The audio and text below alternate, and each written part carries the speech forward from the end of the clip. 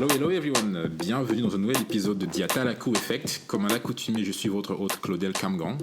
Et aujourd'hui, je suis super excité de discuter avec Melissa Etoke Aye, qui est non pas seulement camerounaise, comme je suis en tout cas qui est née, qui a grandi un petit peu au Cameroun, comme moi, mais africaine, afro-optimiste. Donc on va parler de Melissa, de son parcours entre le Cameroun et aujourd'hui son job de manager à Bearing Point. Melissa, bienvenue sur le show.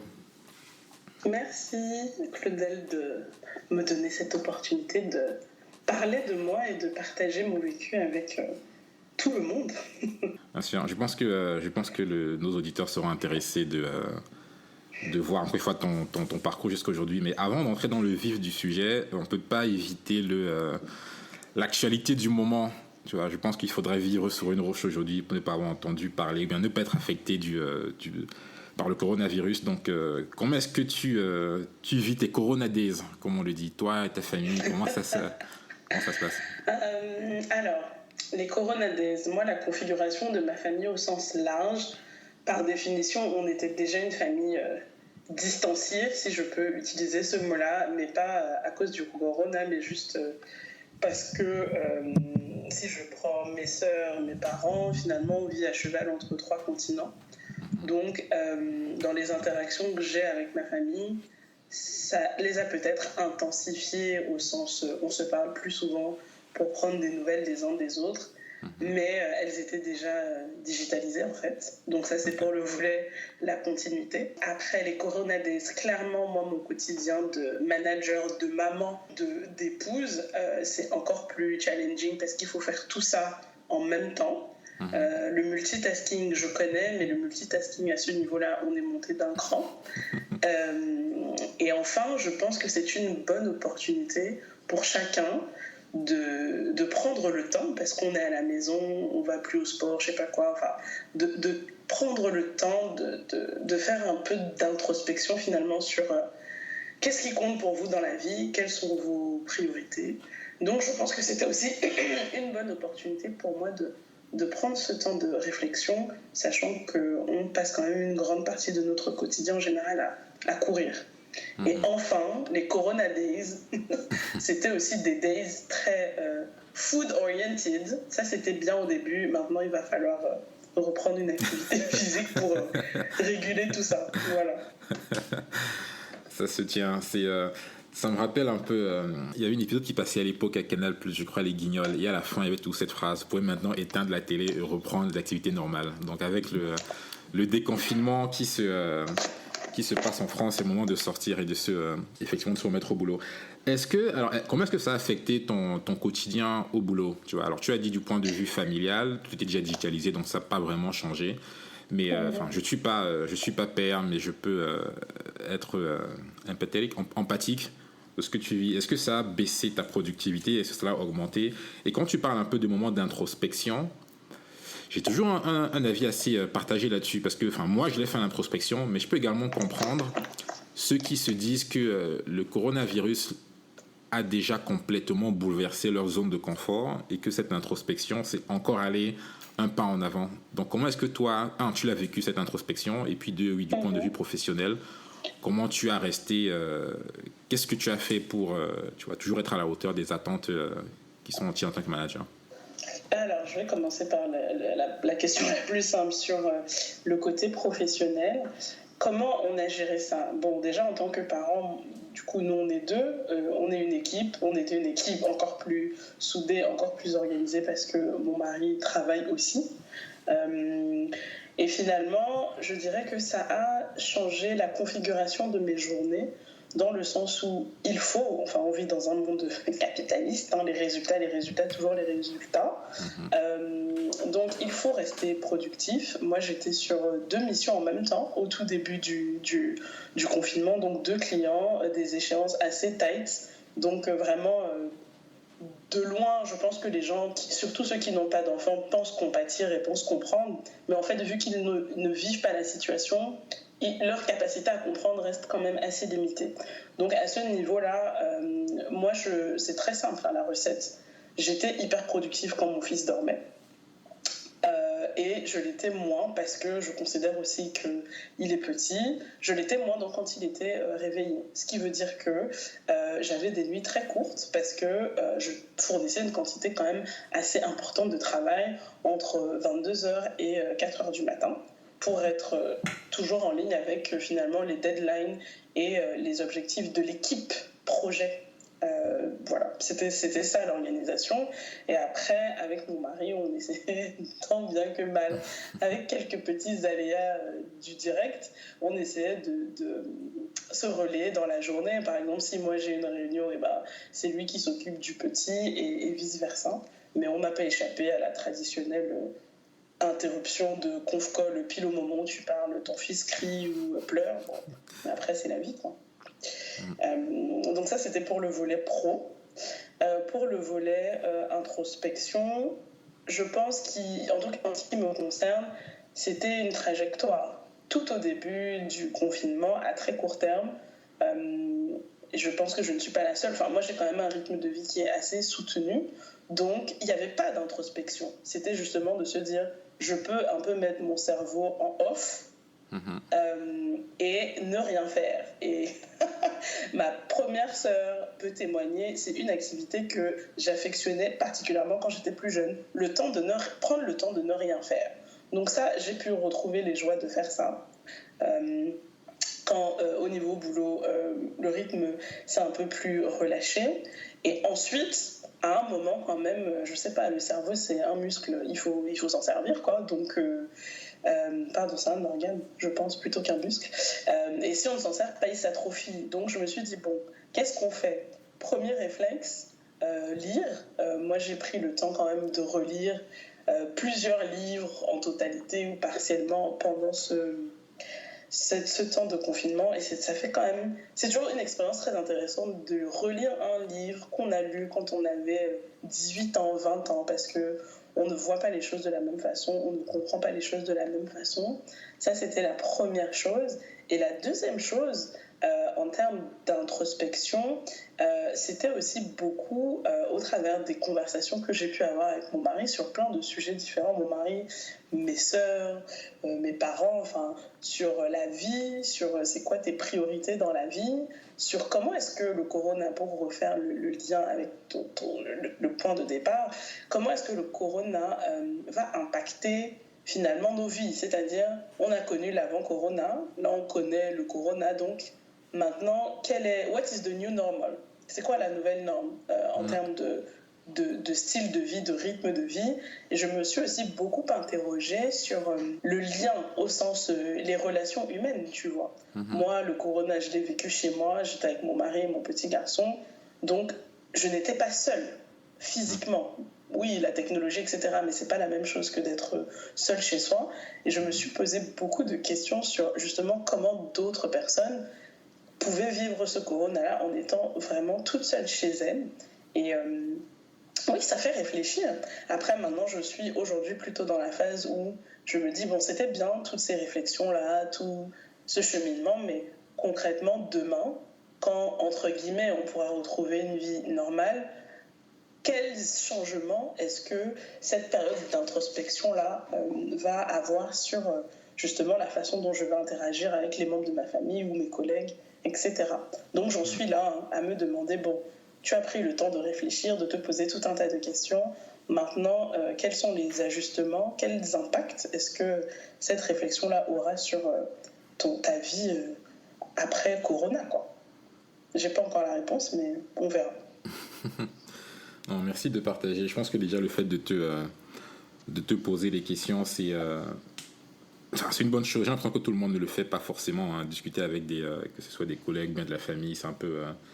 Je pense soit tu prends la situation de manière un peu catastrophique, tu dis bon écoute, voilà, hein, c'est un peu la meilleure partout. J'ai pas le choix. Donc et encore on est dans la chance où toi et moi, ou bien beaucoup de ceux qui nous écoutent peuvent avoir des boulots qu'ils peuvent faire de la maison. Mais je pense un peu à ceux qui bossent dans le monde de l'informel avec des métiers un peu plus manuels, ou alors qui vivent un peu paycheck par paycheck, c'est-à-dire que à la fin de la journée ou à la fin de la semaine tu as ton salaire, et puis le jour où ton boulot s'arrête, bah écoute, t'as pas d'économie parce que c'est un peu plus c'est un peu plus compliqué. Mais bien, j'aime également l'idée que tu mentionnes, c'est comment transformer ces réflexions-là en quelque chose de factuel, en des actions. Et on pourra en revenir dessus quand on parlera entrepreneuriat, parce que en général, de ce que l'histoire nous apprend, les moments de depression, les moments de crise, hein, ça se transforme toujours sur un gros boost pour l'entrepreneuriat, parce que beaucoup se rendent compte que leur premier moyen de générer des revenus, hein, qui est en général le boulot full-time, il n'est pas aussi garanti que ce qu'on pense. Même si en France, on sait qu'on a le CDI qui est un peu vu comme le Saint Graal pour certains, mais personne n'est à l'abri d'une crise. Donc en général, l'entrepreneuriat, ce serait intéressant de voir en France, en Afrique ou ailleurs comment est-ce que ça se traduit. Mais bon, avant d'y arriver, Mélissa, revenons à toi. Est-ce que tu peux nous parler un peu de ton parcours, de la naissance jusqu'à la fin du lycée? Ok, de la naissance, donc il faut vraiment revenir tout au début. Donc je suis Mélissa, je suis née à Douala au Cameroun. Je suis la 4e d'une fratrie de 4 filles, donc je suis la 4e sur 4. J'ai vécu les 7 premières années de ma vie dans le nord du Cameroun, dans une ville appelée Garoua. Je garde un souvenir c'est un souvenir, donc c'est forcément idéalisé, enjolivé, mais je garde un très bon souvenir de ces premières années de ma vie, parce que toutes les personnes qui connaissent Garoua savent que c'est une ville qui est agréable à vivre, en tout cas quand on a 7 ans. J'aimais beaucoup aussi la proximité entre les gens, que ce soit les parents des amis, toutes les connaissances. Il y avait ce sentiment d'appartenir à une communauté. Et donc oui, mes parents travaillaient tous les deux à Garoua. Enfin, c'est mon père en fait qui, de par sa profession, a attiré toute la famille à Garoua. Et donc ma mère s'est installée là-bas aussi. Et c'est comme ça qu'on a vécu là-bas jusqu'en 1900, si ma mémoire est bonne, 1996. Ouais, ça doit être ça. Moi, je suis originaire de Douala, donc toute ma famille paternelle, maternelle, en tout cas une grande partie, est basée à Douala. Donc, on retourne vivre à Douala. À cette période-là, c'est une période qui est marquée par beaucoup de changements, outre le fait que, effectivement, on rentre vivre à Douala, donc notre ville d'origine. Toutes mes sœurs aînées, à ce moment-là, sont parties poursuivre leurs études en France. Donc je vis avec mes parents et avec ma cousine, une de mes cousines, c'est au-delà même, hein, je peux dire c'est ma petite sœur, c'est la petite sœur que je n'ai pas eue, donc c'est ma petite sœur. Et donc on vit toutes les deux avec mes parents à Douala, et c'est un changement parce que je découvre aussi la proximité au quotidien avec la famille, avec ses avantages comme ses inconvénients, une nouvelle vie. Et aussi ce statut, pas de fille unique, mais finalement, j'étais la 4e à, c'est un peu moi la grande sœur, donc je peux aussi un peu faire ma loi vis-à-vis de ma cousine, donc ça c'était assez rigolo, en tout cas pour moi. Et donc je vis à Douala pendant 2 petites années, donc mon CM2 et ma 6e. Et coup de tonnerre, je me souviens très bien de ce jour-là. Ça devait être au mois d'août 98. Je sais pas, mon père me dit oui, donc accompagne-moi, etc. Donc je me rends compte qu'en fait, on va faire mon passeport, et je comprends donc que je vais rejoindre mes sœurs en France. J'ai 12 ans, donc c'est l'année de mes 12 ans. Et donc c'est comme ça qu'en août 98, mes sœurs vivaient à Lille. Donc j'arrive dans le nord de la France, à Lille. Au début, c'était hyper rigolo, et c'est devenu réel quand ma mère, qui m'a accompagnée, au bout d'un mois, elle rentre au Cameroun. Et là, je me dis, attends, c'est quoi l'histoire ? Plus de papa, plus de maman, c'est une vie totalement différente à tous les niveaux, la façon dont on vit, les saisons, enfin tout. Donc c'est la nouveauté totale. Et donc je vis à Lille, donc de la 5e jusqu'à la fin de mes années de prépa. Donc je fais mon collège, mon lycée, ma prépa à Lille. C'était aussi une vie bercée d'insouciance, hein. J'étais quand même assez chouchoutée par mes sœurs, donc je ne sais pas si elles s'en sont rendues compte ou si c'était fait exprès, mais il y avait une répartition assez équilibrée des rôles. J'ai l'habitude de dire ça. Ma première sœur avait plus le côté maternel, mais bon, sévère quand il fallait. Ma deuxième sœur avait plutôt la figure paternelle, bien sévère, qui te tire un peu les bretelles quand il faut. Ma troisième sœur avait le rôle de sœur, donc la personne avec laquelle tu te chamailles pour un oui, pour un non. Mais bon, je tiens à préciser que j'ai un certain nombre d'années d'écart avec mes sœurs, donc j'étais dans un environnement très, très structuré. Voilà, où aussi l'excellence académique était la norme, donc c'est même pas comme si c'était quelque chose qui était, je sais pas moi, obligatoire. C'était tellement évident que on rentre dans les rangs et puis on s'aligne sur les aînés, quoi. Donc j'ai eu un vécu assez smooth jusqu'à du coup la terminale. Je passe mon bac, je suis admise dans un lycée à Lille pour faire ma prépa. Je fais ma prépa. À l'issue de 2 ans de prépa, je suis donc admise. Alors à l'époque, c'était le SC Rouen, après c'est devenu Rouen Business School et aujourd'hui c'est Neoma suite à la fusion avec Reims. Donc je vais vivre à Rouen pour poursuivre mes études. Et là, c'était aussi une nouvelle étape au sens je change de ville. Bon, je vivais déjà seule. Hein. Moi, je vis seule depuis que j'ai 18 ans parce que mes sœurs, pour des raisons professionnelles, académiques et autres, ont toutes quitté l'île. Donc, je fais mes années de prépa toute seule et ensuite, donc, je quitte l'île pour Rouen. Je dirais que les 3 premiers mois de ma vie à Rouen, c'était des mois de « Oh, on a galéré pendant 2 ans en prépa ». On était hyper focus, là on se détend un peu, on se fait plein de nouveaux amis, on fait la fête et on n'a pas le temps pour répondre aux appels des parents. Je me souviens très bien, mon répondeur était full, il y avait plein de messages dont au moins 80% c'est des messages de mes parents. Mais ça tu es où? Mais ça tu ne décroches pas? Non, je suis occupée à profiter de la vie, mais bon bref. Tu m'as demandé quoi? Le SC Rouen, c'est une école de commerce classique, hein, donc ça se caractérise par quoi? Il y a plein d'étudiants internationaux, donc ça c'était bien aussi. Rencontrer des personnes qui ont un vécu différent, une appréhension différente des choses. La possibilité aussi, quand bien même on est jeune et relativement paumé, de commencer à se définir un parcours, alors je dirais pas professionnel parce que c'est trop loin, mais un parcours académique. Donc on découvre plein de trucs. Moi je suis passée par plein de phases. La première année j'adorais la comptabilité et j'étais persuadée que j'allais finir comptable. Ça a duré un semestre, on est passé à autre chose. Ensuite, qu'est-ce que j'ai apprécié? La finance quand même, mais toujours avec cette volonté de rester connectée avec l'Afrique, parce que tout mon parcours finalement est très franco-français, hein. J'aurais dû préciser ça d'ailleurs. Moi, quand bien même vivant au Cameroun, j'ai toujours été scolarisée dans des établissements français. Donc c'était parfois un peu... c'était des situations intéressantes parce qu'on vit au Cameroun, mais finalement, une grande partie du programme, notamment l'histoire, la géographie, n'est pas consacrée au pays dans lequel on vit.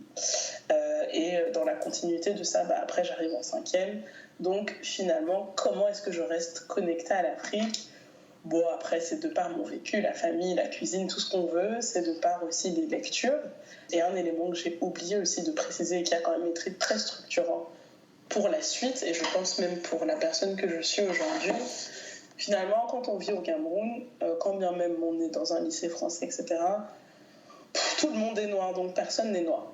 Quand on arrive en France, le rapport s'inverse et on est tout de suite dans le regard de l'autre, renvoyé, pour ne pas dire cantonné à sa condition de noir. Justement. Et donc ça, c'est quelque chose que j'ai aussi beaucoup exploré au travers de mes lectures pendant mes années d'école. Justement, c'est un bon point que tu mentionnes parce que tu as parlé de partir de Garoua, puis Douala, et puis te retrouver en France à 12 ans. Alors oui, tu arrives avec tes parents.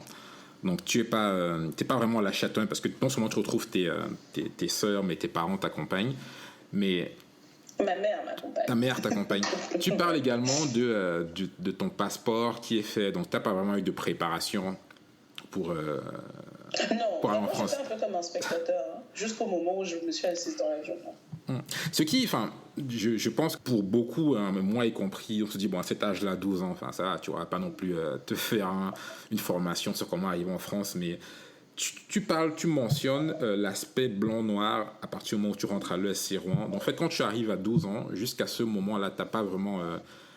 ça ne te choque pas que du jour au lendemain, tes voisins dans la rue, tu n'as pas autant de noirs qu'avant. C'est-à-dire que tu ne réalises pas vraiment que tu es ailleurs parce que tu as la famille autour de toi.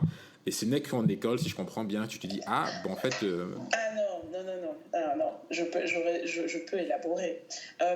Personnellement, ça ne m'a pas choqué parce que je pense quand même que dans l'inconscient, je sais pas quoi, tu te dis, bon, bah, tu viens vivre en France, en plus à Lille.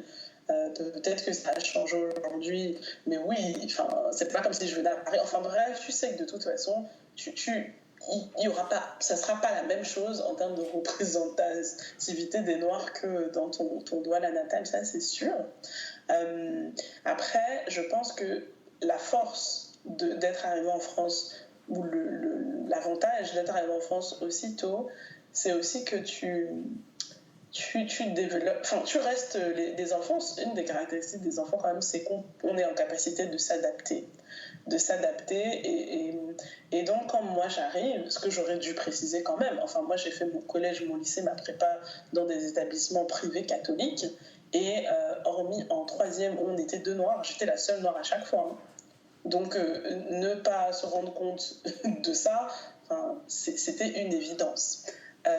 Et du coup, face à l'ignorance, j'assimile ça plus à de l'ignorance. Oui, j'ai quand même des souvenirs. C'était globalement, ça s'est très bien passé, mais tu as quand même des réflexions aussi bien de tes camarades de classe que de tes professeurs qui te font comprendre qu'il y a quand même quelque chose derrière cette histoire de noir là, parce que tu es renvoyé à un imaginaire pour lequel tu n'es pas du tout... je veux dire, c'est pas toi qui as contribué à le créer, et du coup, tu es parfois emprisonné là-dedans. Je peux te donner plusieurs exemples. Moi, c'était, je crois, en 5e, donc l'année où je suis arrivée, je pense que ma prof de français m'a demandé comment ça se faisait que je parle aussi bien français. Bon, moi, ok. En 4e, il y avait un devoir qu'il fallait faire à la maison, et ma prof de français, c'était une autre prof, mais toujours français, qui me dit oui, mais ça je pense pas que ce soit toi qui aies fait ce devoir là parce que le niveau de langue est trop soutenu. Donc elle m'a fait refaire le devoir en classe devant elle, donc on est restés toutes les deux. Donc tu vois, il y a quand même des petits trucs comme ça. Après il y a tout un tas de trucs. Moi j'ai grandi à Garoua, on passait beaucoup de temps à la piscine, donc je sais quand même pas trop mal nager. Et le prof de sport qui te dit oh mais c'est étonnant pour une noire que tu saches nager, tu vois. Donc il y a quand même des petits trucs comme ça où bon voilà, mais non, c'est une constante, hein. Après personnellement ça ne m'a pas marqué négativement, ça m'a juste fait prendre conscience du fait que les gens ont des vécus différents, c'est pas juste une histoire de noir blanc. Et donc moi, personnellement, j'ai pris ça comme une opportunité de me dire bon, il faut apprendre à connaître les gens dans leurs différences et ne pas toujours s'offusquer de ce truc de noir-blanc parce qu'il y a aussi beaucoup de gens qui sont tout simplement ignorants. Et je me disais, l'intérêt de ces gens-là, de te fréquenter, c'est aussi de démystifier tout cet imaginaire autour des Noirs, quoi. Ce qui est assez intéressant parce que de ce que je me souviens de mon parcours en France et aux États-Unis, cette notion de... parce que tu es noir dans un environnement majoritairement blanc, je pense que ça peut être interprété différemment. Certaines personnes peuvent se dire que c'est leur rôle d'incarner un peu le noir parfait. C'est-à-dire que tu te dis que, écoute, si je suis le seul noir entouré de personnes d'autres couleurs autour de moi, j'ai un peu ce devoir de, tu vois, comme ils disent aux États-Unis, like, represent, je dois être parfait, je dois être... Aux États-Unis, c'est un peu plus différent, ils vont se dire, je suis qui je suis, tu vois, certaines personnes ont cette notion-là, mais j'ai l'impression qu'aux États-Unis, c'est beaucoup plus poussé, où t'as pas vraiment cette notion d'intégration dont on parle beaucoup en France, tu vois. Les Américains, c'est je suis qui je suis, j'ai ma propre culture, les États-Unis ont été fondés de toute façon avec des gens venant de partout, donc t'as pas ce moule un peu, de ma vision en tout cas, qui est en France, où tu dois t'adapter, tu vois, la France, tu l'aimes ou tu la quittes. Les Américains, c'est non, tu vois, je suis aux États-Unis, j'ai participé à ça, donc c'est intéressant, surtout quand on va parler de la transition. Et je pense que c'est un bon moyen de switcher entre Rouen et Paris, parce que tu finis donc Léoma Business School en 2010.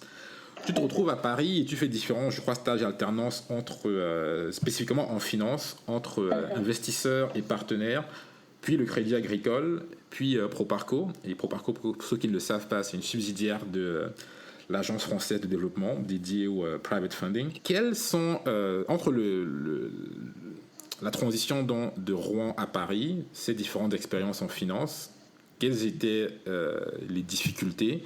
Et surtout, j'ai l'impression que tu deviens beaucoup plus active dans le milieu africain, tu vois, notamment via l'ABC, le club Jalotelli. Donc, est-ce que tu as toujours gardé ce côté africain dont tu as parlé grâce à ta famille et étant à Paris, qui est beaucoup plus cosmopolite, j'imagine, donc que Rouen, tu as beaucoup plus d'opportunités d'exprimer cette envie, retour africain. C'est très vrai. Enfin, après, oui, comme moi, je vivais déjà à Lille, effectivement. Hein, enfin, j'étais à la maison, c'est vrai, le Cameroun, les sœurs, enfin, notre vie aussi, parce que tu parlais du modèle d'intégration, mais je pense que le vécu des gens influence aussi beaucoup qui ils sont. Donc, ayant vécu quand même, si tu te réfères juste aux chiffres, plus d'années en France qu'au Cameroun, je considère que ce serait quand même faux de me présenter et de me revendiquer uniquement comme une Camerounaise, tu vois. Je pense que c'est quand même une vision assez réductrice des choses. Mais à l'inverse, je ne peux pas aussi te dire « Oh, le Cameroun, ce pays lointain, ça ne me parle pas ». Donc, je considère vraiment que je suis un mélange des deux. Ça, c'est la première chose. Mais effectivement, le vécu à Lille est très franco-français, de par les amis que tu te fais à l'école, les amis en prépa, tes hobbies, enfin, tout un tas de trucs. Rouen, on change de cap dans le sens où, comme je disais, tu rencontres des gens qui sont différents. Donc, Rouen, c'était le multiculturalisme, finalement. Que ce soit en contact avec les étudiants étrangers qui étaient en échange, que ce soit même dans la bande d'amis que je me suis faite pendant mes années d'école. Et effectivement, le lien avec l'Afrique se traduit aussi et surtout à ce moment-là par la lecture. La lecture, c'est quand même génial pour explorer des univers, comprendre le vécu de personnes aussi, lire beaucoup d'auteurs qui ont questionné ce sujet du noir. Moi, je me souviens, j'ai lu Peau noire, masque blanc de France Fanon en 2008. J'ai adoré ce livre, je l'ai lu, je sais pas, en une soirée, je l'ai dévoré en me disant, mais voilà quelqu'un qui, il y a combien d'années, se posait déjà les mêmes questions. Donc, c'est aussi une prise de conscience de l'intemporalité de ces questions de race. Mais effectivement, ça restait très théorique, très littéraire. Après, le contact avec l'Afrique, Paris-Rouen, c'est pas loin en train. Donc, je découvre l'African Business Club. J'étais encore étudiante à Neoma et c'est ma sœur qui me parle du Forum Élite auquel je me rends. Et je trouve ça génial. Mais force est de constater que je peux pas m'impliquer à cause de la distance. Mais je garde ça dans un coin de ma tête. Et en 2009, début 2009, je pars en échange au Canada. Une des caractéristiques du Canada, c'est quand même, comment ils appellent ça ? C'est l'image c'est le salad bowl, je crois. Hein. Donc, je rencontre plein de gens différents, mais dans ce différent-là, en tout cas moi, ça m'a marqué dans le passage en échange au Canada, c'était visible de par les associations de l'université. C'était soit connoté religieux, donc il y avait l'association des étudiants musulmans, soit c'était connoté race. Il y avait l'association, alors nous c'était African Caribbean Student Association, mais il y avait la même chose pour les Asiatiques, etc. Et donc, naturellement, j'adhère à cette association donc, qui s'appelait AXA. Et là, je rencontre aussi le noir dans sa diversité. Le noir de la Caraïbe, le noir de l'Afrique, mais parce qu'on est au Canada, c'est surtout le noir de pays anglophones ou Botswana. Enfin, donc, c'est une ouverture aussi et je découvre aussi les différentes nuances de noir, si je peux appeler ça comme ça. Et ça aussi, c'est quelque chose qui a été très marquant pour moi et qui m'a donné envie justement de découvrir d'autres d'autres noirs avec d'autres vécus et de me rendre compte qu'on a un socle identitaire commun, des sensibilités communes, etc. Donc ça, c'était également un autre step. Et après, effectivement, quand je finis mes études, le réflexe de 99,9% des diplômés d'école, donc on commence à chercher sur Paris, et on trouve sur Paris, et on commence à travailler à Paris.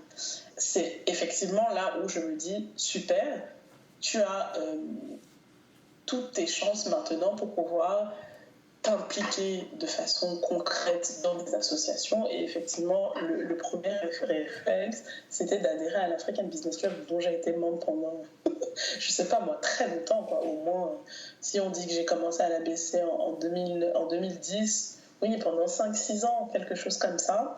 Et tu parlais des difficultés sur le plan professionnel. Est-ce que tu peux être plus précis par rapport à cette question de noir ou globalement ?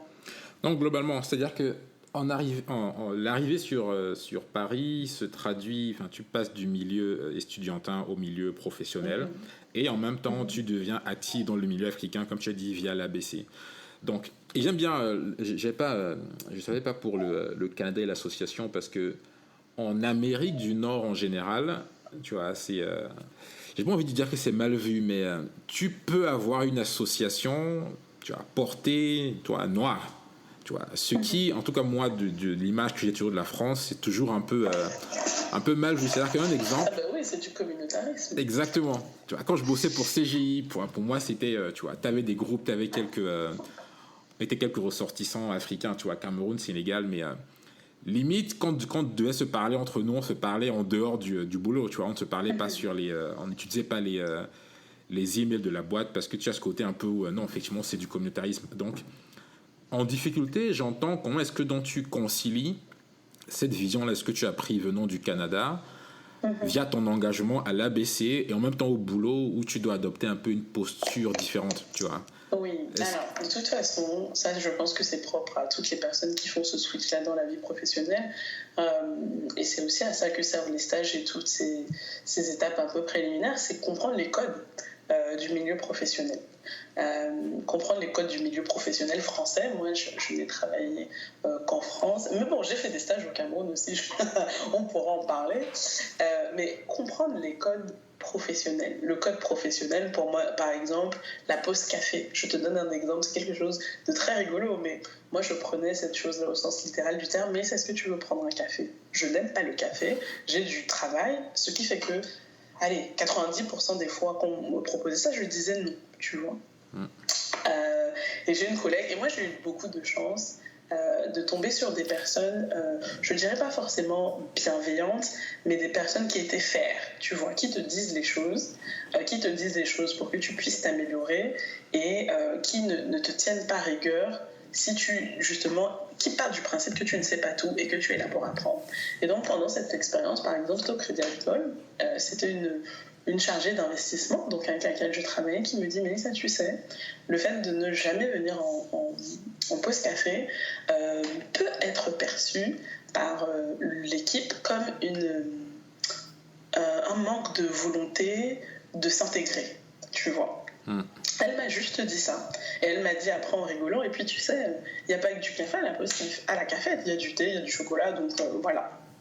C'est tout ce qu'elle a dit, mais j'ai compris, tu vois.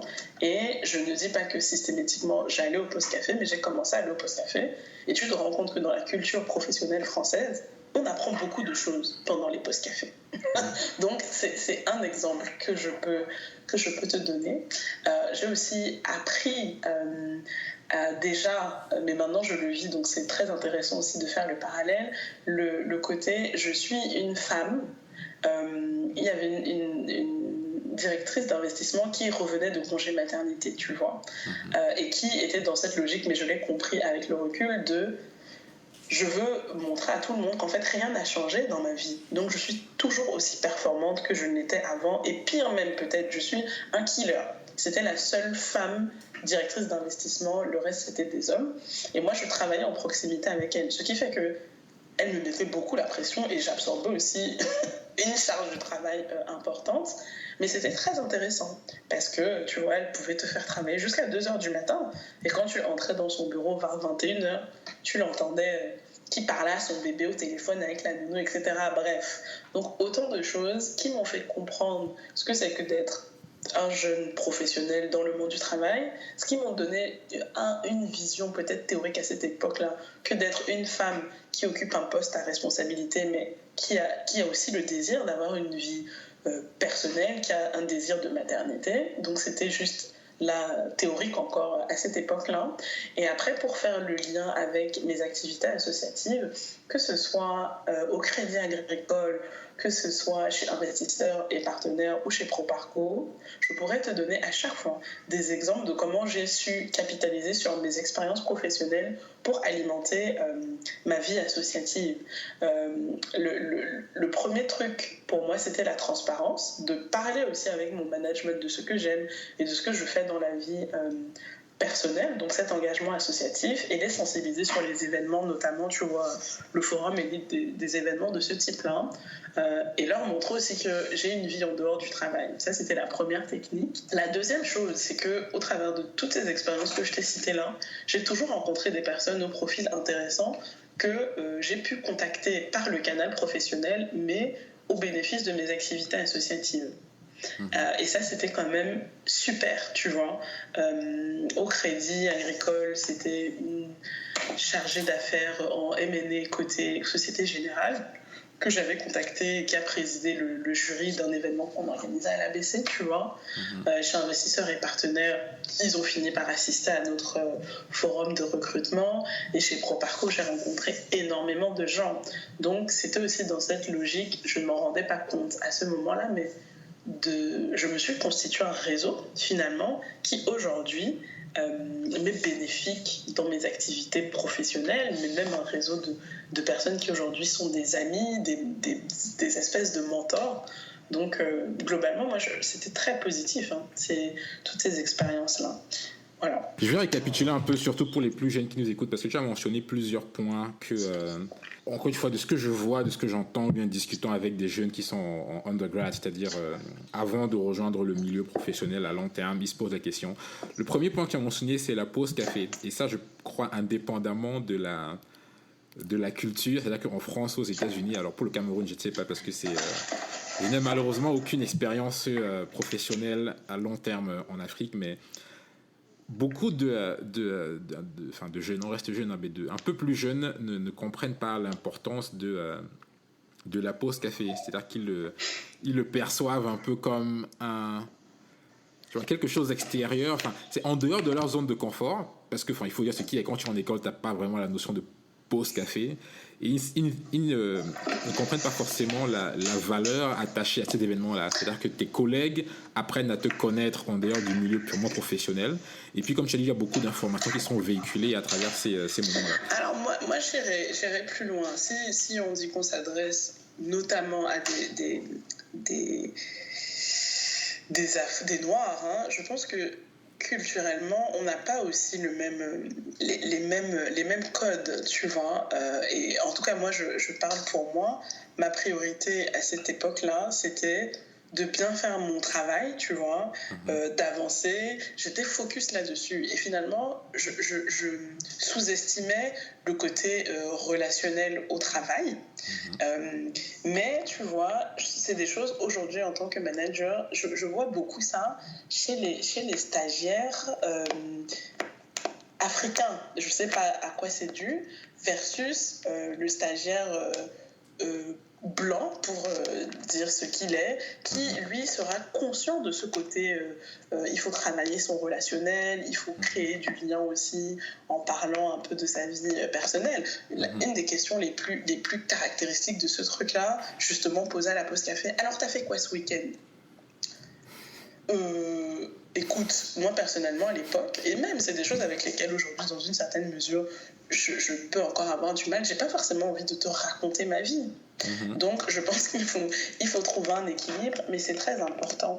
Et surtout de ne pas être perçu comme justement la personne qu'on ne connaît pas.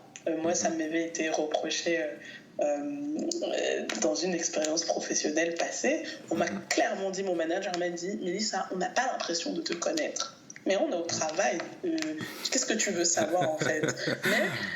Mais comme je dis, il faut toujours avoir cette intelligence de prendre du recul et de se dire, ok, sans totalement travestir qui je suis, comment est-ce que je comprends les codes et comment est-ce que j'arrive à composer dans cet univers professionnel, tu vois. Et plus vous voulez monter, plus c'est ces soft skills-là qui font la différence. Ça, effectivement, on le dit peu. J'aime bien, tu parles de l'aspect, je dis pour beaucoup plus les jeunes africains. Je pense qu'une bonne partie de ça nous vient de l'éducation de nos parents, surtout si nos parents n'ont pas forcément évolué dans le milieu occidental. C'est-à-dire que, moi, je me souviens au Cameroun, je connaissais, je crois, 1 ou 2 collègues de mes parents uniquement de nom, mais tu avais cette grosse démarcation familiale et professionnelle. Et je pense qu'inconsciemment, dans les jeunes arrivant au travail, ils ne se rendent pas compte que l'éducation que tu as reçue à la maison, ta vie un peu privée, ça ne s'applique pas forcément, que ce soit en France ou aux États-Unis. Donc j'aime bien ce côté-là. Le deuxième point également que j'ai mentionné, ce que tu as dit, c'est l'aspect relationnel. Et à titre d'exemple, mon MBA aux États-Unis, j'y ai été admis notamment parce que dans le dossier de candidature, on demande des lettres de recommandation d'au moins 2 de tes boss. Et ça, si je n'avais pas une relation formidable avec mon boss, le directeur chez mon client, des anciens professeurs même d'école, parce qu'ils veulent une attestation comme quoi, écoute, ce mec-là, il raconte pas n'importe quoi, il a toujours eu une espèce de leadership ou bien un rêve à long terme qui a été manifesté depuis le long âge. Si tu ne construis pas ton relationnel à partir de ton milieu estudiantin ou bien tes premières années de boulot, c'est compliqué. Un autre point, c'est que le boulot que j'ai actuellement chez LinkedIn, je l'ai obtenu grâce à une amie que j'ai rencontrée à une conférence il y a 1 ou 2 ans. Voilà. Donc ça, effectivement, je pense que les jeunes ne comprennent pas parce que, en école, que ce soit business school ou ailleurs, on t'apprend à être, à délivrer, comment faire ton modèle M&A, comment... mais l'aspect relation, j'aime bien que tu en parles, c'est hyper important dès les premières années. C'est très important, tu vois. Mais moi, en fait, c'est marrant. C'est là, maintenant qu'on en parle, je me rends compte que c'est des choses, c'est des skills qui ont vraiment été développés, que moi, j'ai pu développer au travers de mes expériences associatives, tu vois. Et ça a bénéficié aux expériences pro. Je te donne un exemple très simple. Tu disais les conférences. Moi, quand j'étais membre de l'ABC, on organisait des conférences, on organisait un forum de recrutement. Et à chaque fois, j'étais dans les équipes projets de ces événements-là. Ce qui fait que ça te pousse aussi à sortir de ta zone de confort. Mais vu que tu es focus sur ton objectif, tu ne te rends même pas compte que tu te fais violence avec tout un tas de personnes qui aujourd'hui sont des amis très proches. On était devenus des spécialistes. On veut que Zinsou intervienne à notre conférence. On va aller à cette conférence là où il intervient. On va réussir à lui parler. On va lui donner une carte de visite. Tu vois ce que je veux dire? Je te parlais de cette... c'est une amie maintenant qui... en plus, tu vois comment les choses changent à l'époque.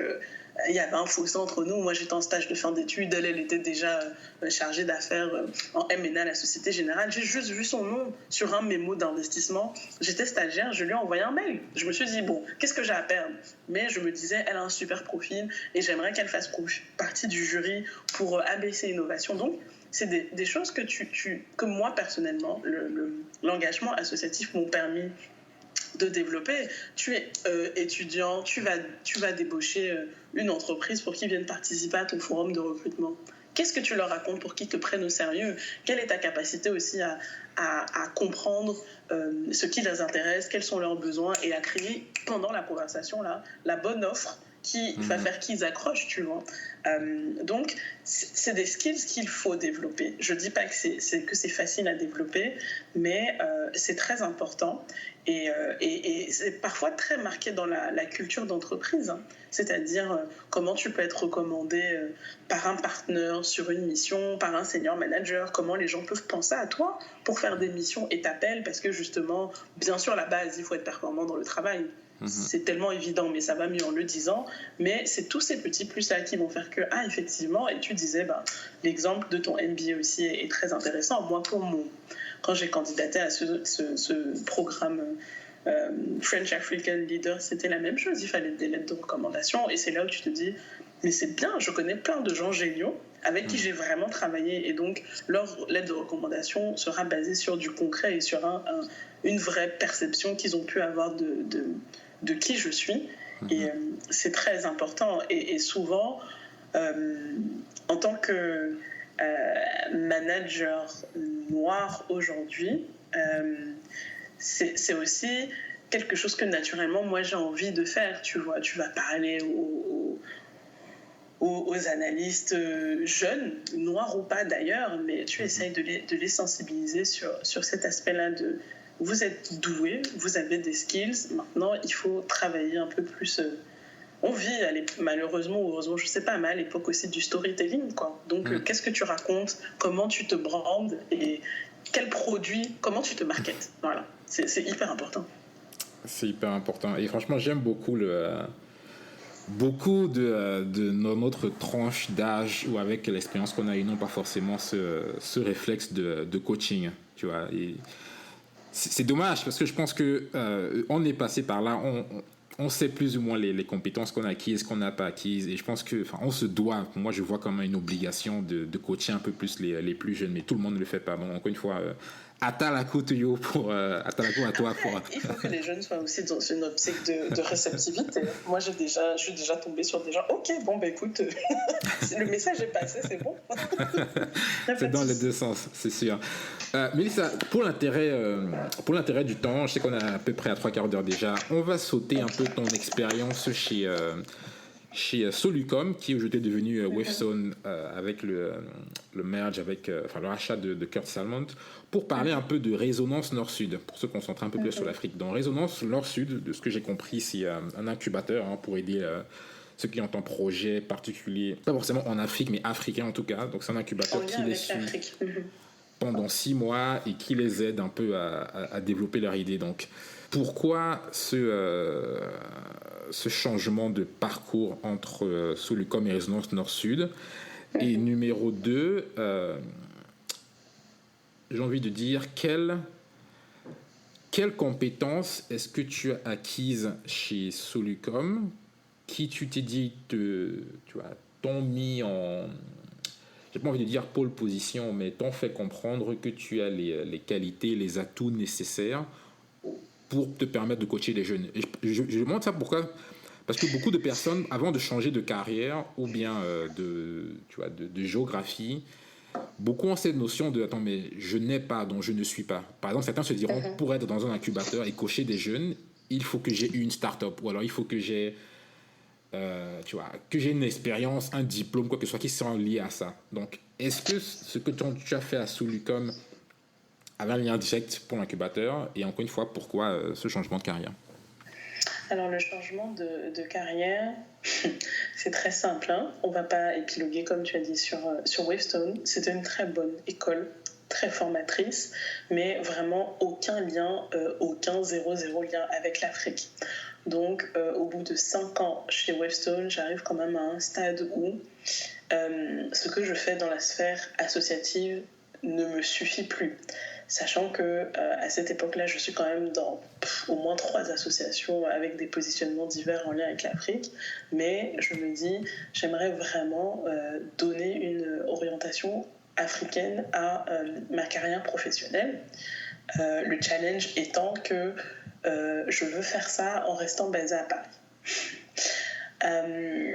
Donc, en prenant en considération tous ces éléments-là, je pose ma démission sans avoir trouvé de... j'ai pas fait comme tout le monde au sens j'ai signé mon contrat, je pose ma démission, j'ai mon préavis. Non.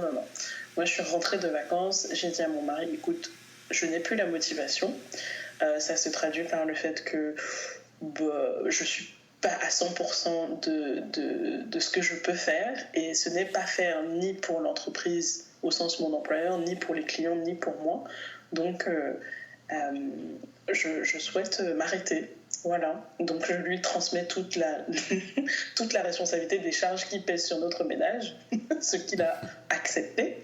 Et le contrat, c'était ok, tu cherches un travail où tu seras épanoui, mais quand même tu vas pas chercher pendant 15 ans, quoi, parce que la vie continue. Une fois que ça c'est dit, j'explore plusieurs pistes, travailler pour des entreprises françaises dont les directions africaines sont ici, etc.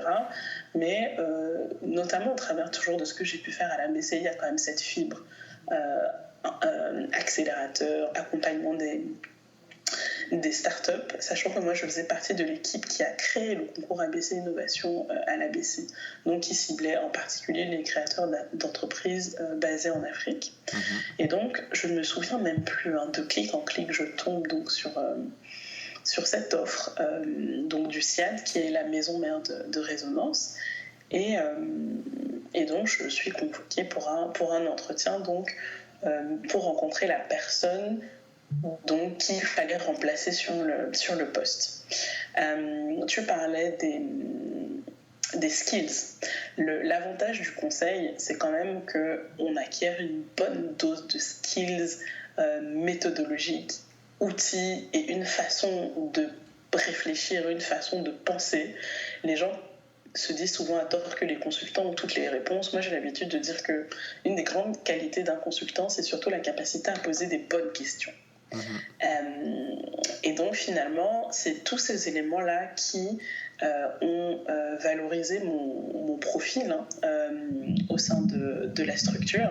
Et quand même, il y a un autre élément qui a fait la différence aussi, mais ça fait partie je pourrais expliciter plus après dans la vie, il faut faire des choix et il faut prendre des risques. Moi, je ne dirais pas que je suis un risk lover ni un risk averse. Je prends des risques calculés. Et donc, quand j'intègre Résonance Nord-Sud, je divise quand même mon salaire par près de 50%. Donc, une fois de plus, shout out to my husband. Mais, et donc, je pense que c'est pour eux le fait de se dire non, mais c'est pas possible.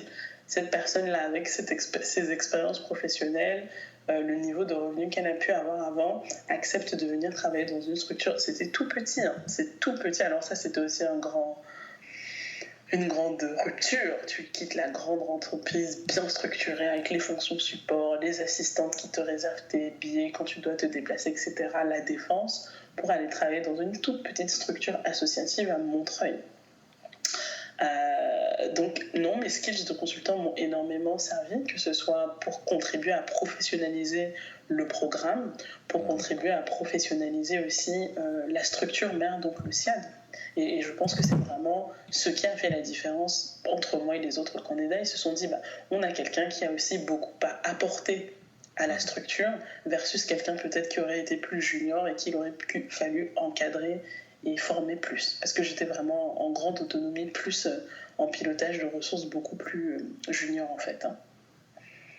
Et juste pour apporter un point de précision, les porteurs de projets à Résonance Nord-Sud ne sont pas tous jeunes. Donc moi, dans les promotions que j'ai accompagnées, il y avait des jeunes, mais il y avait des personnes qui pouvaient aussi très bien être à minima mes grandes sœurs.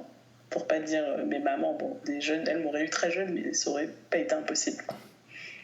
D'accord. Quels sont Qu'est-ce que tu en tires de cette expérience chez Résonance Nord-Sud? Parce que juste après, tu te retrouves chez Bearing Point, qui sur le coup, encore une fois, conserve ce lien direct avec l'Afrique. Mais venant de Résonance Nord-Sud, venant des porteurs de projets, j'imagine que tu dois avoir comment dire ça? Tu dois être assez excité de voir tous ces jeunes ou bien moins jeunes, mais avec des idées portées sur l'Afrique. Tu vois? Je pense qu'il n'y a probablement rien de plus excitant d'être passionné par son pays, son continent, et d'accompagner des hommes et des femmes avec des idées pour améliorer dans différentes industries ce continent. Donc, qu'est-ce que tu en tires et donc comment se fait la transition entre les Nord-Sud et Bearing Point? C'était une formidable expérience humaine. Ça, c'est la première chose. Parce que on est quand même très... Alors, le fonctionnement de Résonance Nord-Sud, c'est, comme tu disais, des parcours d'accompagnement sur 6 mois. Ce qui fait que... Mais les promotions, pendant quelques temps, se croisent. Ce qui fait que... en période rythme de croisière, moi je suivais une promotion qui était en fin d'accompagnement et aussi une promotion qui venait de démarrer. Donc ça faisait au total près d'une vingtaine de porteurs de projets. Donc c'est quand même 20 histoires différentes, 20 projets différents, 20 personnalités différentes, avec son lot de challenges également, mais c'est d'abord et avant tout une formidable expérience humaine. La deuxième chose que vraiment c'est quelque chose qui me manquait sur la fin chez Wavestone et que j'ai totalement trouvé chez Résonance, c'est cette question de finalement la quête de sens. quel est le sens de ce que je fais, à quoi est-ce que ça sert que je me lève tous les matins pour aller travailler. Et là, quand même, c'était à la limite même... comment je peux te dire ça?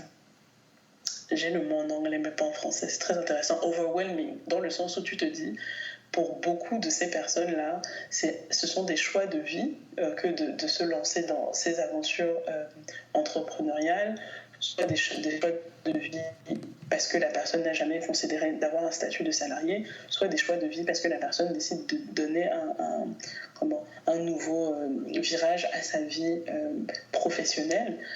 Et c'est des choix de vie qui n'impactent pas que la personne. Ça peut impacter la famille, les enfants, le conjoint, etc. Donc, tu te sens aussi investi d'une grande responsabilité et d'un devoir en termes de qualité d'accompagnement, quand bien même c'est entre guillemets que sur 6 mois, tu vois.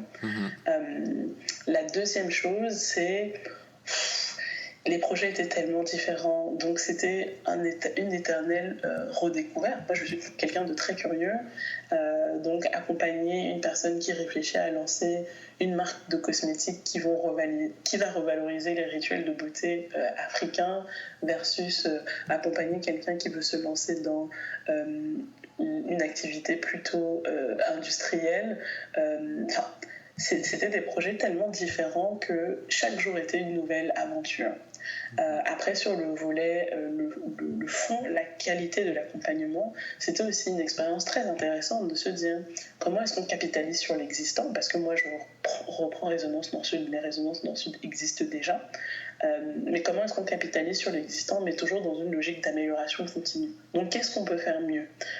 Quel type de contenu on peut apporter? Parce qu'en fait, Résonance, c'est d'abord et avant tout un accompagnement aux bonnes méthodes de gestion de projet, aux fondamentaux, que ce soit sur les questions le marketing, la communication, le droit, la finance, etc. Donc, comment est-ce que finalement j'aide ces entrepreneurs à se constituer un bagage solide qui leur permette de se poser les bonnes questions et d'acquérir les bons réflexes quand ils pensent leur projet. Mais Résonance Nord-Sud, c'est aussi cette volonté de forcer les porteurs de projets, quand bien même ils sont à un stade assez embryonnaire de leur réflexion, à se poser la question de l'opérationnalité et de la pertinence des projets. Donc il y a tout un côté quand même, moi mon rôle, et j'y prenais quand même beaucoup de plaisir, c'est vous challenger, vous poser des questions qui dérangent, les embêter, vraiment faire en sorte qu'on tourne et on retourne leur projet dans tous les sens pour s'assurer que vous répondez vraiment à un besoin. C'est un besoin qui est réel parce que vous avez eu des retours de potentiels clients, ou c'est un besoin qui est né dans votre tête et vous vous dites que effectivement c'est un besoin. Et aussi le côté, on est à Montreuil, mais le positionnement de Résonance Nord-Sud, c'est de valoriser des projets qui vont créer un pont entre le Nord et le Sud. C'est ça, en fait, d'où vient le nom de cette structure-là. Donc, peut-être que vous approvisionnez au Sud en termes de matières premières, peut-être que le Sud, c'est votre marché, en utilisant une technologie développée au Nord. En tout cas, il y a un lien entre les deux. Mais à un moment, il faut s'assurer de la véracité, de la pertinence de ce lien aussi. Donc, c'était aussi un bon moyen pour moi de je dirais pas me reconnecter à l'Afrique parce que j'ai jamais été déconnectée, mais de m'y connecter encore plus. Voilà. Et sur le plan plutôt professionnel, c'était aussi une structure et c'est la caractéristique des structures associatives, qui a un business model qui n'est pas pérenne, malheureusement, et donc qui est très dépendante des subventions, des appels à projets des fondations, d'entreprises privées, etc. Donc on parlait tout à l'heure des soft skills, c'était encore une étape supérieure dans cette capacité à répondre à des appels d'offres, faire beaucoup de communication, d'intervention dans des conférences pour promouvoir Résonance Nord-Sud et être en capacité de nous aider à trouver des fonds. Voilà. C'est marrant, j'ai l'impression qu'on peut... comme tu sais, on a eu à en parler par le passé, mais l'entrepreneuriat, j'ai l'impression qu'on peut en faire un épisode dédié de 4 heures, parce qu'il y a tellement d'aspects au niveau de la levée des fonds, au niveau de comment présenter son idée, au niveau de... Je pense que, et tu le sais clairement mieux que moi, ayant bossé avec des entrepreneurs, soit africains, soit portés sur l'Afrique, mais... les idées sont présentes, les compétences pour réaliser cette idée sont présentes, mais parfois dans dans la présentation, dans ouais. la culture, dans le... C'est pas forcément là, mais bon, je pense que je pense qu'on aura largement l'occasion éventuellement dans mais ça rejoint ce qu'on disait tout à l'heure, Claudel. La maîtrise des codes, c'est la vie. Et c'est une des choses aussi, je pense, qu'on apprend, et c'est pour ça que ces études coûtent aussi cher dans toutes ces grandes écoles, ces grandes universités, on fait des MBA, etc. Bien sûr, il y a l'accès au réseau, mais la maîtrise des codes, c'est-à-dire comment tu présentes ton idée, c'est quoi les mots-clés, comment tu fais une présentation impactante, même si tu vends du vent, mais tu le fais très bien. Voilà. C'est clair. Mélissa, l'an dernier, 2019, tu fais partie des Select French African Young Leaders. Donc, encore une fois, Atalakou à toi. Est-ce que tu peux nous dire en quelques phrases qu'est-ce que c'est son objectif et en tant que leader approuvé, donc French Africa demain, qu'est-ce qu'on peut espérer et attendre de toi et de l'initiative? Bon, déjà, disclaimer, je suis contre la notion de leader auto-proclamé, mais l'initiative, pour moi, c'est vraiment la volonté pour la French African Foundation, et c'est vraiment le fil conducteur de tout ce programme, c'est de repenser les relations entre la France et l'Afrique. Et donc de capitaliser sur finalement ces promotions. Alors moi, ma promo, on était 30, retenue sur 2000 candidats, de capitaliser sur ces promotions pour développer des initiatives, pour aider aussi à la réflexion, que ce soit les pouvoirs publics français, mais le secteur privé, sur comment travailler avec l'Afrique, comment fonctionne l'Afrique, comment mieux comprendre l'Afrique. Pour moi, c'est ça le fil conducteur. Et en miroir de ça, comment se délester, ou en tout cas réussir à, j'allais dire, se délester du passé, de cette image, la France-Afrique, les liens, l'exploitation, etc. Comment est-ce qu'on réussit finalement à écrire un nouveau chapitre en mobilisant donc ces jeunes promotions-là qui, de par leur vécu, de par leur projet, sont aussi le fruit d'influences diverses et variées et sont donc en capacité vraiment de proposer quelque chose de différent. Donc je résumerai le programme comme ça. C'était une expérience qui s'est matérialisée par 2 get-together. Le premier, c'était à Paris en juillet, et le deuxième, c'était au Ghana en octobre. Et donc à chaque fois, une formidable opportunité déjà de créer des synergies entre les membres des promotions, ça c'est de la promotion, mais aussi les membres de la promotion précédente, qui, elle, était plutôt liée à la fondation Africa-France, qui avait été créée par Lionel Zinsou sous François Hollande.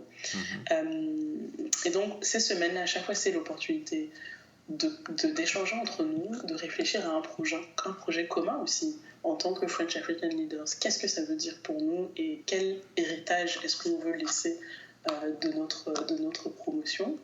La deuxième chose, c'était une formidable opportunité aussi d'interagir avec des acteurs du public. Nous, en juillet, donc on a eu la chance d'être invités à l'Élysée et de participer à au forum de diaspora organisé par Emmanuel Macron, mais également l'opportunité d'interagir avec d'autres acteurs, notamment le ministre de l'Éducation nationale, et de le challenger un peu sur comment est-ce qu'on valorise l'Afrique et cette histoire, cet héritage dans les programmes scolaires français. Moi, je peux témoigner, comme j'ai dit, pur produit de l'école française. Bon, l'Afrique, on n'en parle pas trop, hein, et ça m'avait marqué l'année où moi je passe mon bac. Ce programme de terminale, en tout cas à mon époque, qu'on évoquait la décolonisation, et ma prof d'histoire dit « Alors, je vous préviens, on aborde le chapitre le plus chiant de l'année ». Donc ça en dit long quand même sur la façon dont les choses peuvent aussi être perçues et donc présentées aux étudiants pendant les cours. Donc ça, c'était aussi une belle opportunité d'échanger, et surtout, moi je suis une grande adepte du concret. Donc de dire, voilà ce qui peut être fait. Maintenant, les délais d'exécution, on n'a pas forcément la main dessus, mais c'était aussi l'occasion de réfléchir sur des sujets de ce type-là. Et c'était enfin l'occasion aussi de rencontrer des groupes privés et de comprendre comment juste, quand bien même on est en 2020, ils ont quand même une grande méconnaissance de l'Afrique. Moi, ça me surprend toujours. Et vraiment de leur donner des insights. Alors, passer une après-midi avec le directeur stratégique d'un grand groupe, bon, ça peut allumer des signaux chez lui. Je ne sais pas quel est l'effet sur le long terme, mais en tout cas, on peut créer des déclics, et c'est dans ce sens-là que c'était une expérience très enrichissante. Et le deuxième get-together au Ghana, pour moi personnellement, c'était aussi très intéressant de rencontrer des autorités africaines et de comprendre. Alors le Ghana, c'était particulier, l'année dernière, c'était The Year of Return. Yeah. Donc ils avaient lancé un appel à tous les diasporiens, si je peux appeler ça comme ça, pour leur dire le Ghana vous ouvre les bras, revenez vous installer au Ghana, contribuer au développement économique, social, culturel du Ghana. Et donc ce séjour était l'occasion pour nous de comprendre, en tout cas pour moi, de comprendre le mindset des autorités ghanéennes, mais aussi d'avoir des retours d'expérience concrets, factuels, justement de personnes de la diaspora qui avaient fait ce saut-là, et qui étaient donc ce qu'on appelle aujourd'hui des ripates, avec, et de démystifier aussi ce côté, c'est génial, on rentre en Afrique, tout est beau, on a une trajectoire de carrière fulgurante, une qualité de vie sans précédent, et tout est parfait. Donc c'était aussi très intéressant d'interagir avec des personnes et de partager leur vécu. Et pour terminer sur le volet, revenir toujours à nos sujets entrepreneuriaux, c'était aussi l'occasion de comprendre comment aujourd'hui les acteurs bancaires privés commencent à mettre en place en Afrique des systèmes pour accompagner financièrement, mais aussi sur tous les autres aspects de la structuration de projets, les jeunes entreprises ou les PME. Ça a l'air d'avoir été de très bonnes expériences sur tout le pays africain de l'année 2019, le Ghana. Enfin, en termes, je sais que personnellement, j'ai eu la chance de passer 10 jours à Accra et je ne peux que souhaiter que le Cameroun se retrouve dans des situations similaires d'ici quelques années, parce que le Ghana est en train de... on a beaucoup parlé du Rwanda, mais le Ghana, surtout effectivement depuis l'année du retour en 2019, on entend parler un petit peu plus. Donc effectivement content de cette expérience-là. Avant de se quitter, Mélissa, quelques petites questions pour qu'on ait... ça passe assez vite. Pour qu'on ait une idée un peu de qui est Mélissa en dehors de l'aspect professionnel. Je sais que pendant notre conversation, on a évoqué un peu les décisions que tu as prises, de te concerter avec ton mari, l'influence de ta famille tout au long de la vie. Mais aujourd'hui, tu es une maman. Aujourd'hui, tu es portée professionnellement et personnellement sur l'Afrique. Donc, alors, je suis pas encore père, mais je sais que beaucoup de la diaspora se posent la question de savoir comment inculquer en leur enfant cette, j'ai envie de dire, double culture. C'est-à-dire que si tu es né aux États-Unis, de facto, tu es américain. Si tu as grandi en France, encore une fois, ta culture primaire est la culture française, mais en même temps, à travers tes parents, tes grands-parents, tu viens d'Afrique, tu es un ressortissant africain. Donc, comment est-ce que tu penses à inculquer cette double culture à ta progéniture, en dehors de, généralement ce qui revient, c'est aller de temps en temps au pays, pendant les vacances, une semaine, voir les enfants, la famille, mais est-ce que tu as des idées concrètes d'éduquer ta progéniture avec cette double culture en tête? C'est une question, ça c'est la question de ma vie, ça, à partir du moment où on m'a posé mon fils dans les bras. Je pense qu'il y a différentes façons de faire ça. Sur le volet culturel, tu dis africain, on peut prendre ça à différents niveaux. Effectivement, moi, mon fils, il faut qu'il connaisse l'Afrique, il faut qu'il connaisse le Cameroun, oui, les éléments les plus simples, la gastronomie, aller en vacances, etc.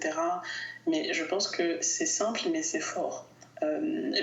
J'espère qu'il aura la chance de profiter aussi de ses grands-parents pendant un bon moment, qui eux aussi sauront lui transmettre, je sais pas moi, au détour d'histoires, d'anecdotes, tout un tas de choses qui lui feront comprendre aussi d'où eux ils viennent et d'où somehow lui aussi il vient. Ça c'est la première chose. La deuxième chose, bon, j'ai pas encore lancé ce chantier. J'ai des amis qui sont plus avancés que moi, mais je pense qu'aujourd'hui, grâce notamment comment je peux qualifier ça, on parle beaucoup d'Afropéens. Grâce aux Afropéens, aujourd'hui, quand même, il y a beaucoup d'initiatives, notamment à Paris, en Île-de-France, pour justement connecter les jeunes et les moins jeunes à cet univers, entre guillemets, africain. Ça peut se traduire par des sessions où on va raconter des contes, des histoires aux enfants. Ça se traduit, j'ai une collègue qui m'a partagé l'adresse d'un site internet que j'ai trouvé très intéressant, où vous pouvez acheter des jouets, des livres, tout un tas de choses en référence avec les pays africains. Je me suis dit, mais ça c'est super, et c'est vraiment, tous les âges sont confondus. C'est une bonne façon aussi, pour transmettre cette connaissance-là et cet intérêt de façon ludique. Et après, de toute façon, j'ai envie de te dire, est-ce que mon fils aura est-ce qu'il aura le choix? Il n'aura pas le choix, mais je pense que pour moi, le vrai challenge, c'est... et quand je regarde, bon, après c'est difficile d'être objectif quand on parle de soi, mais de trouver un équilibre, tu vois. Je n'attends pas non plus que mon fils soit... camerounais au même niveau, je sais pas moi, que le garçon qui aura son âge et qui vit au Cameroun depuis qu'il est né, vit, pense, respire Cameroun. Mais il faut qu'il trouve un équilibre, en tout cas il faut qu'il soit épanoui dans ce qu'il est, en étant le fruit de ses différentes influences, tu vois. Et c'est pas borné d'ailleurs à la France ou au Cameroun. Je te donnais l'exemple de... Finalement, moi, mon passage au Canada, ça m'a ouvert à tout un univers. J'ai encore des amis aujourd'hui. Enfin, toute cette culture des pays anglophones, ma curiosité et mon intérêt est né de cet épisode-là, tu vois. Donc, je suis très fan d'une citation de Frantz Fanon que j'ai piquée à ma sœur. Donc, je précise que c'est elle qui m'a et en anglais c'est in the world through which I travel, I am endlessly creating myself. Donc je pense aussi que c'est important que les gens ne se bornent pas à je suis français, je suis camerounais, je suis franco-camerounais. On vit dans un monde quand même qui est ouvert aujourd'hui. L'important c'est de réussir à se définir de façon équilibrée, tout simplement. Le mouvement des biens et des capitaux, quelque part, ça, tu vois, c'est important de savoir d'où on vient, c'est important d'avoir certaines cultures, effectivement, ne pas rester borné et fermé simplement parce qu'on estime que la culture est définie plus ou moins par où est-ce qu'on a vécu physiquement, géographiquement. Là-dessus, je suis 100% d'accord avec toi. Mélissa, fire round, question rapide, réponse rapide. Quel est ton artiste préféré, africain ou africaine? Artiste, attends, alors il faut musical. Que tu précises. Musical. C'est global, c'est... Musical. Tu me poses une colle. Tous ceux qui me connaissent savent que c'est très difficile pour moi de choisir. Claudel, donne-moi 2 secondes. Bon, on va dire... Non, c'est trop difficile. Hein. Dis-toi, c'est dimanche après-midi, il est 16h, tu prends ton petit thé, tu penses écouter de la musique africaine. Qui te vient en tête en premier? Bon, attends, ça c'est ok, je peux te donner une réponse pour ça, je peux te donner une réponse quand tu veux faire la fête avec tes amis. Oh God. Non, je vais te dire Richard Bona, mais c'est vraiment parce que je dois te donner une réponse, quoi. Okay. Au sens, on en choisit un. Ça se tient. Quel est ton plat africain préféré? C'est pas forcément camerounais. Sans doute, c'est Ndolé Myondo. Clair et net. Okay. Le ndolé, c'est l'amertume, c'est très amer ou bien comment est-ce que tu aimes ton ndolé? non, c'est un bon de lait crevette là, ou un bon de lait poisson fumé. Il n'y a pas d'amertume. En tout cas, fait par ma maman, plus jamais amertume. Ok. Écrivain ou écrivaine préférée? Africaine, pareil. Contemporain ou pas? Hein. Est-ce qu'il est africain? J'en ai beaucoup, Claudel, mais bon, je vais dire Sony Laboutansi. Comment tu écris Boutansi? C'est Labou, donc c'est en un mot, L-A-B-O-U, et Tansi, T-A-N-S-I. Ok. Je connaissais pas. Et son Sony, c'est avec un I, je crois. Ok, je regardais pas. Je vais le mettre dans les notes également pour ceux qui aimeraient découvrir. Quel est ton... Oui, si tu me dis, mon ouvrage préféré de lui, c'est La vie est de nous. Il est génial. La vie est de nous. Quel est ton personnage politique africain préféré? Je vais te dire, il doit forcément être africain. Ou s'il était engagé dans... Allez, je vais dire quoi, Nkrumah. Puisqu'il faut en choisir un. Sinon, j'aurais dit Frantz Fanon, mais il était caribéen, mais est-ce que ça compte? Ça marche. Je vois, tes questions sont difficiles. Ah non, mais c'est le but. C'est le but. Mais je dis quoi, Nkrumah. Ça marche. Quel est le film ou le documentaire que tu as vu dans les dernières années qui t'a le plus marqué? Au global ou... Global. On est avec l'Afrique toujours. Enfin, tu peux me dire, ça peut être les deux. Non, globalement. Le film ou le documentaire qui m'a le plus marqué? Je consomme quand même. Étudié sur les dernières années, hein, donc je ne vais pas te dire un truc qui m'a marqué toute ma vie ou un truc comme ça marche pas. J'essaye de négocier. Ça date quand même, mais attends, il faudrait que je te retrouve le titre exact. C'est sur... ça s'appelait Benda Bilili. C'était en RDC. Benda Bilili. Okay. J'imagine que ça raconte un peu l'histoire de la RDC. Ok, je vais regarder. Je vais pas... Non, regarde. Ouais. Je peux m'avancer. Ok. Mélissa, pour se quitter, une dernière question. Tu as dit... tu as grandi à Garoua, puis à Douala. Tu es Douala. Est-ce que tu aimerais laisser un... Si jamais tu parles Douala couramment, un message, ça peut être... ça peut être 30 secondes, ça peut être 1 minute, mais... laisser nos auditeurs qui ont la chance de parler, de comprendre la langue locale au Cameroun, carte blanche. Ça sera une phrase, mais qui veut tout dire. Cameroun au Moulema.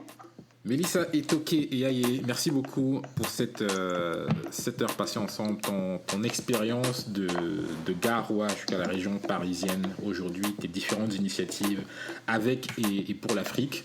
Donc merci à toi, Atalako à toi, et on te souhaite beaucoup de bonnes choses en tant que, encore une fois, leader titré French africaine aujourd'hui.